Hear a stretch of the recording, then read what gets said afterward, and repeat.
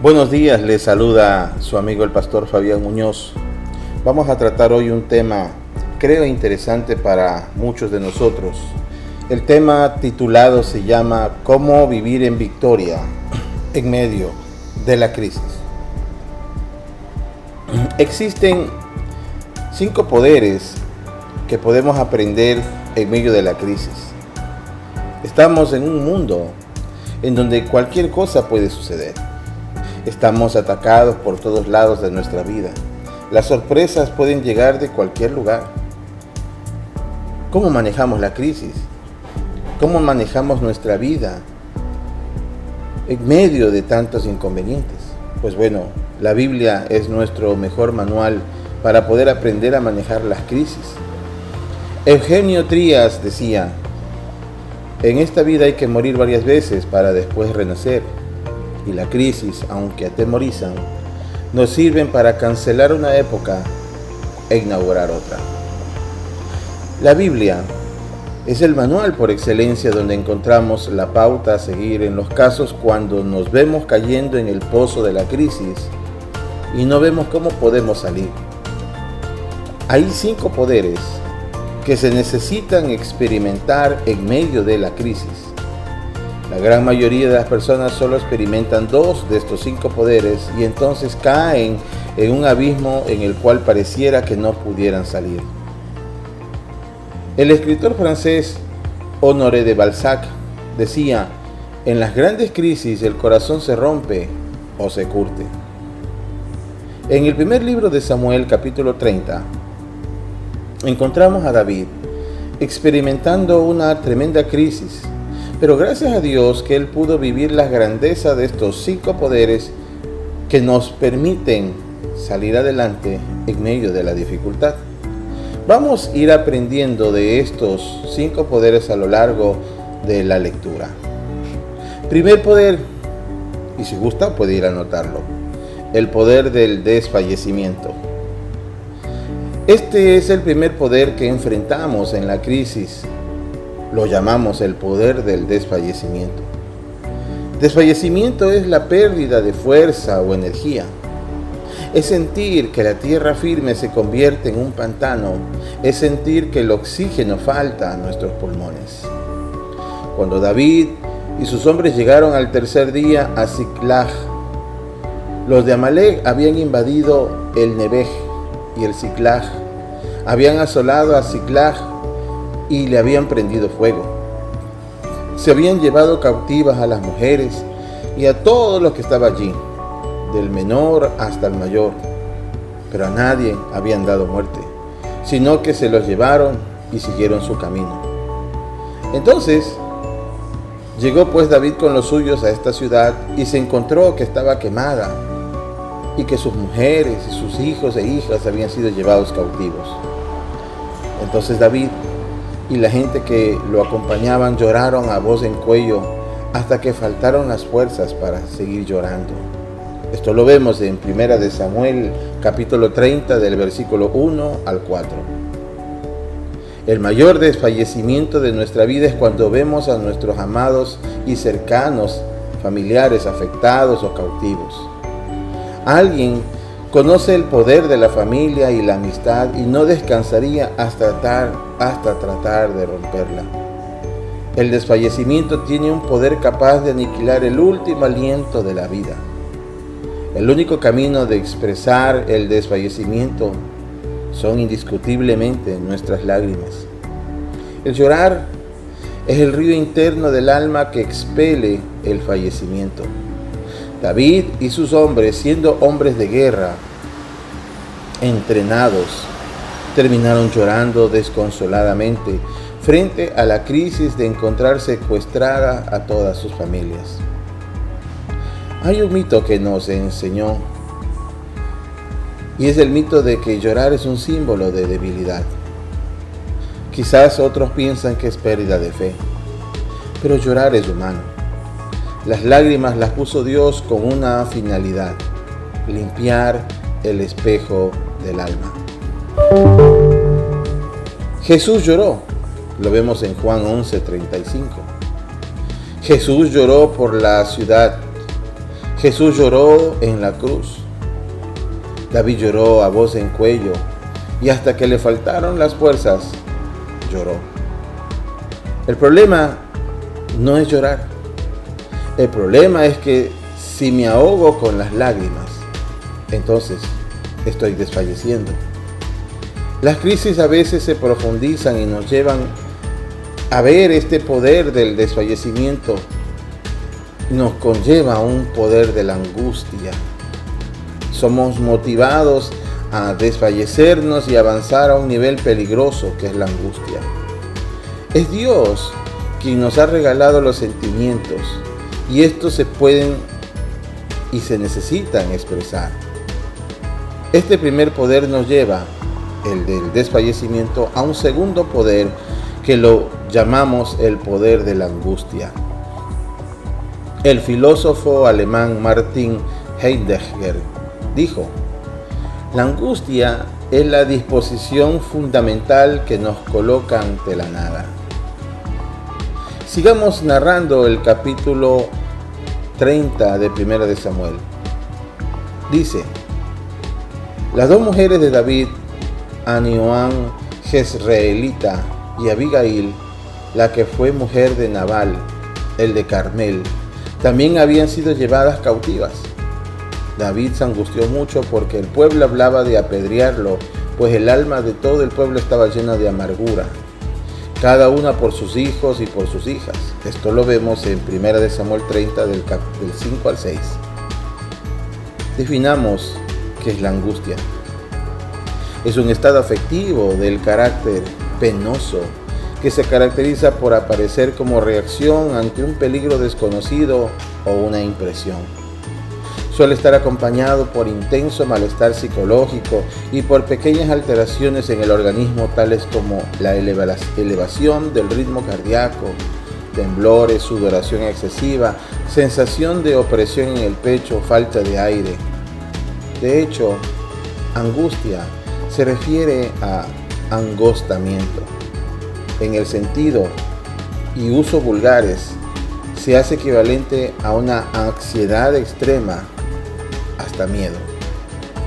En las crisis, la mayor angustia se produce cuando los que están cerca, en vez de entendernos o ayudarnos, nos culpan.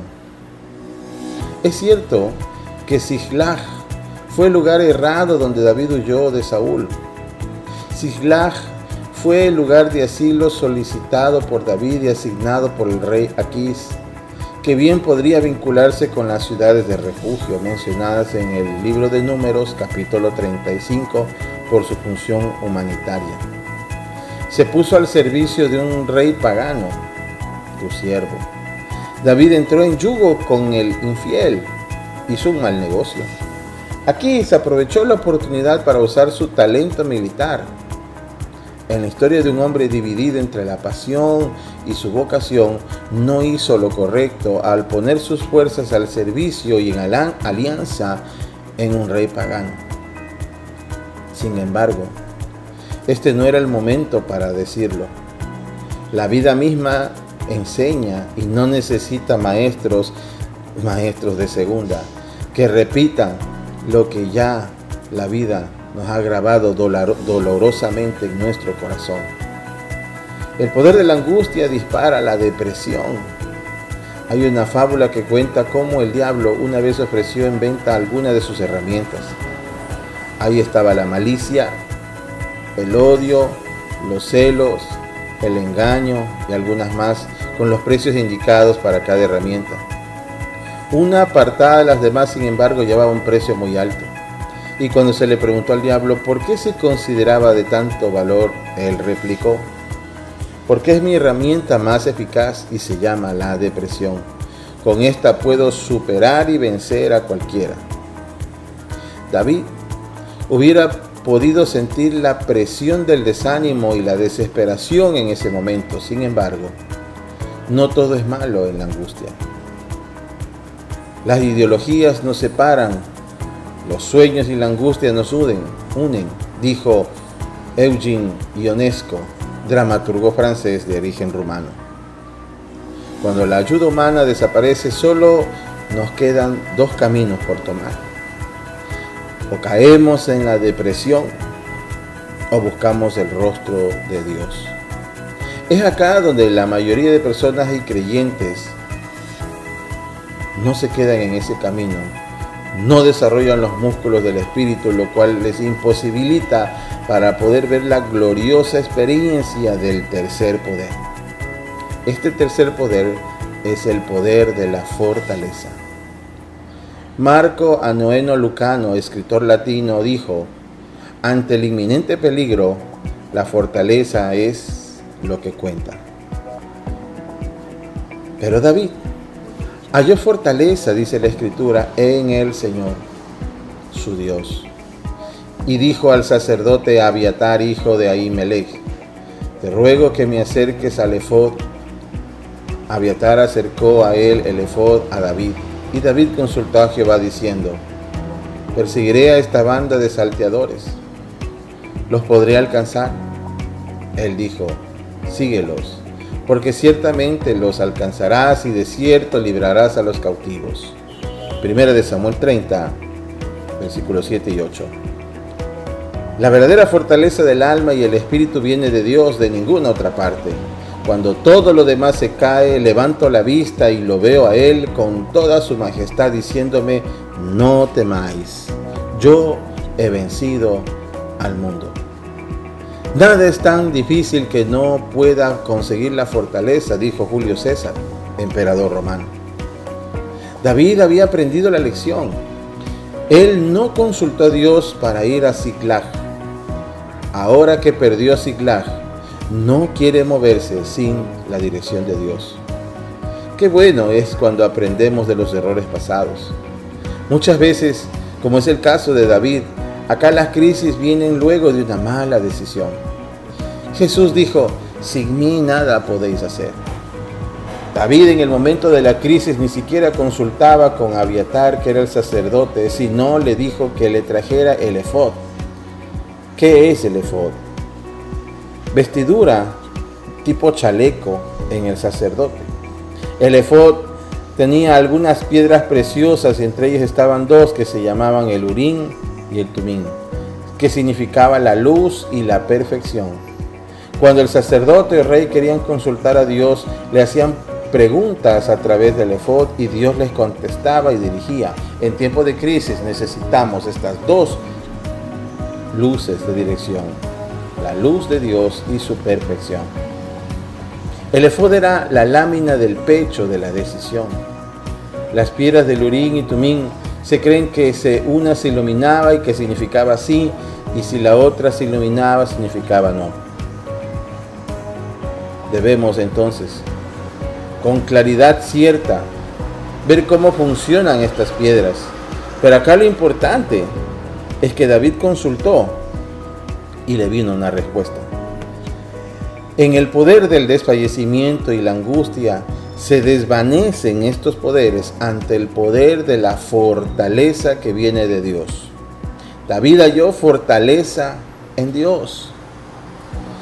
Friedrich Nietzsche, filósofo alemán, dijo: lo que no me mata me fortalece. ¿Cuál es el efod de hoy? Un Urim y un Tumim, dos piedras preciosas. Estas piedras de consulta hoy son la palabra de Dios y el Espíritu Santo. La primera nos presenta la verdad que nos hace libres, y el segundo nos guía a toda la verdad.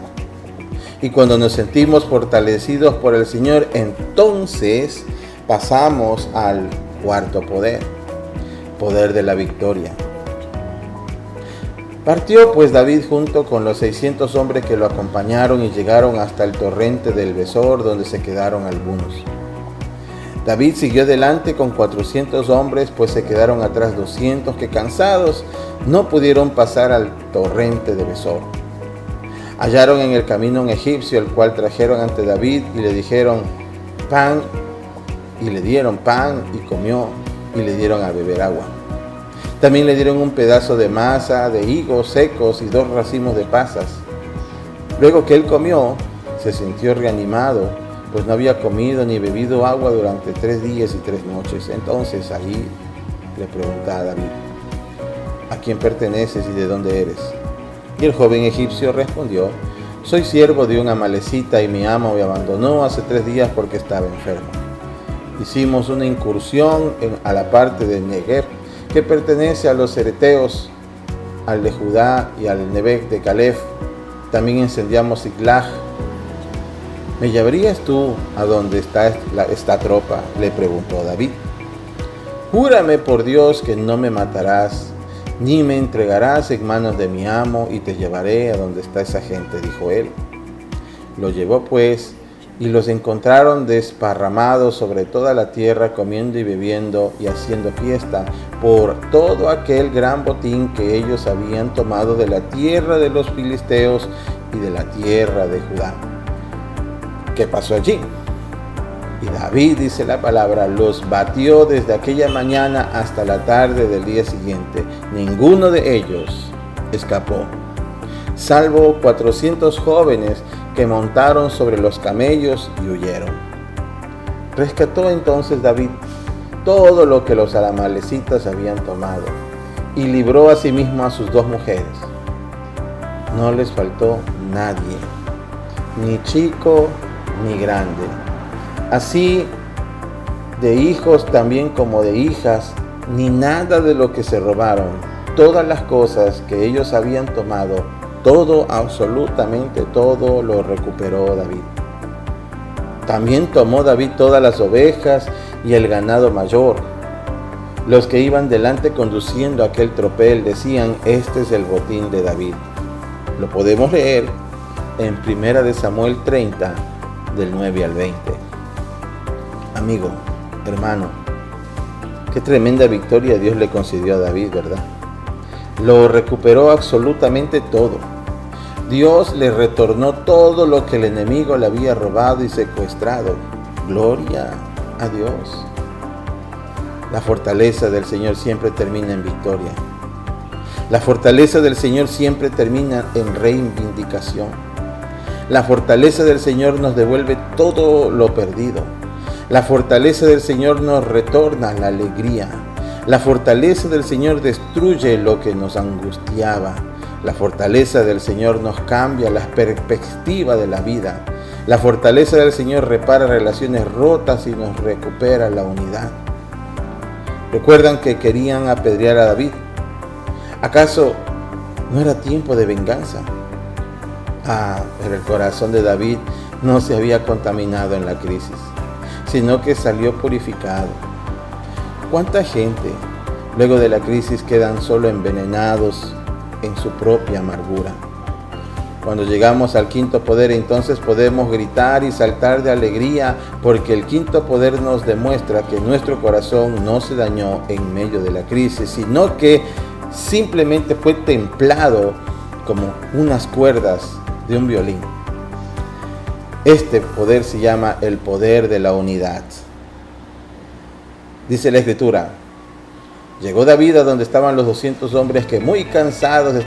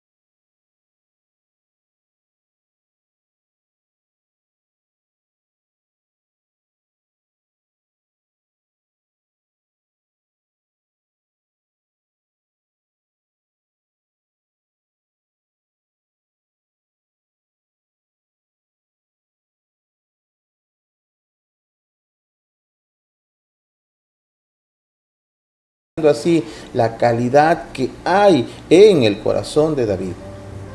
Donde hay concordia, siempre hay victoria, dijo Publio Sirio, poeta dramaturgo romano. El corazón de estos 5 poderes está en el centro.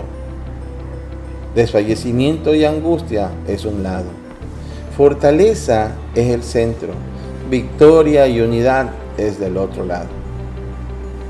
Yo pregunto al terminar esta intervención, ¿qué está usted experimentando en esta hora? En este día, en esta mañana, tarde o noche que usted escucha este audio.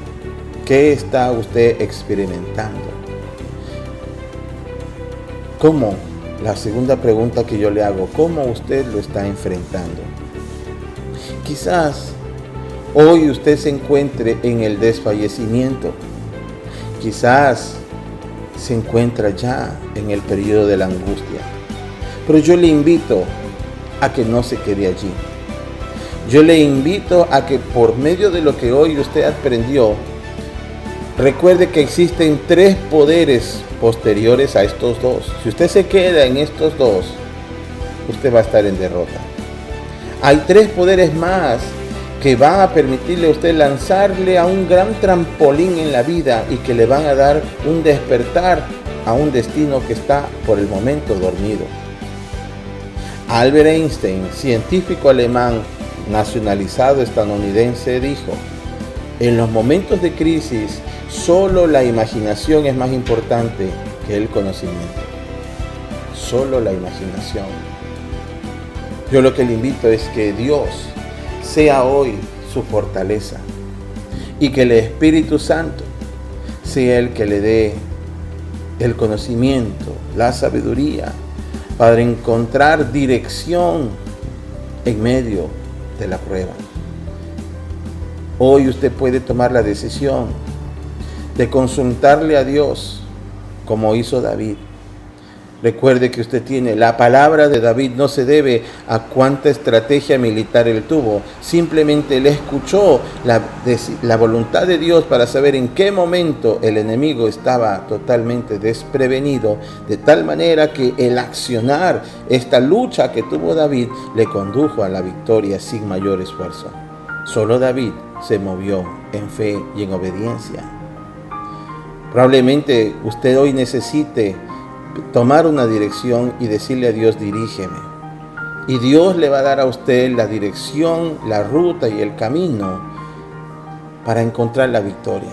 Pero esto implica que va a tener que librar una batalla. Pero no se preocupe, porque si fue Dios quien le dio la directriz, si le dijo ahora hazlo, usted vaya confiadamente, porque el que va delante de usted es el poderoso de Israel. Es Jehová Dios de los ejércitos, quien él jamás, nunca ha conocido la derrota. Si él camina delante suyo, la victoria que usted experimentará es segura. Sus enemigos caerán a sus pies. La palabra dice que él adereza mesa delante de nuestros angustiadores. Esos angustiadores caerán. Cualquiera que sea ese angustiador que esté hoy frente a usted, a su casa, frente a su situación, caerán en el poderoso nombre del Señor. Y una vez que usted haya logrado hacer caer a su enemigo, recuerde que debe finalmente vivir en la plena unidad. Que luego de la victoria que le dé el Señor, lo que Él quiere observar es cómo mantiene su corazón luego de la victoria. Un corazón que no se enorgullece de nada, que no dice yo lo hice, yo lo logré hacer, fueron en mis fuerzas, fui mi capacidad. No. Dios lo hizo, porque separados de Él nada podemos hacer. Cuando usted reconoce eso y ve a Dios, que usted tiene un corazón constricto, humillado, que no se envanece de nada, que reconoce que la gloria entera es de Dios, entonces usted va a encontrar el poder completo, un poder de restauración, donde usted va a notar que Dios ha recuperado no solo lo que el enemigo le robó, sino que le restaura todo lo demás, todo en exceso, porque Dios es el dueño del oro y de la plata. ¿Que hay algo imposible para Dios? Usted mismo lo sabe. Nada. Y para el que cree, nada también es imposible.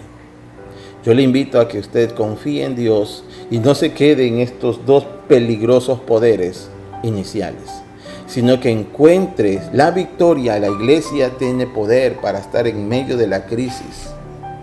Podemos estar en crisis en este país o en el país donde usted me escuche.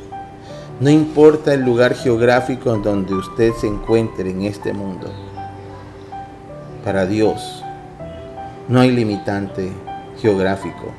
Donde usted se encuentre, si usted le cree y le pide dirección a Dios, usted encontrará en medio de su circunstancia la victoria. Pero no se olvide luego de esa victoria, cuando usted ya esté en el monte de exaltación, no se olvide de quién provino su socorro, que Jehová Dios es quien le dio la victoria, y a Él servirás y a Él temerás con todas las fuerzas